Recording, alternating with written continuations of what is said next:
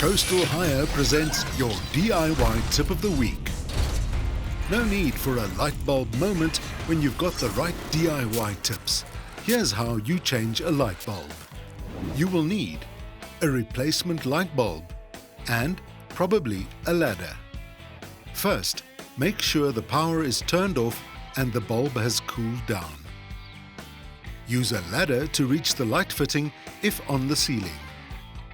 Remove the old light bulb by gently pushing upwards and then turning the light bulb anti-clockwise until the pins slot out of place.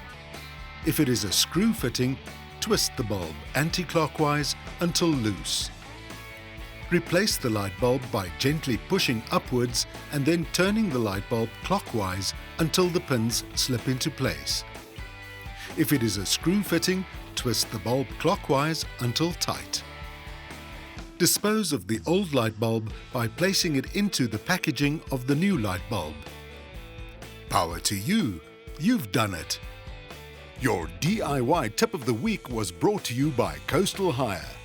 For other great DIY tips, find us on social media.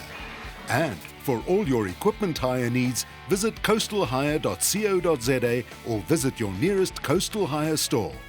Serving all your equipment hire needs nationwide. Go Coastal!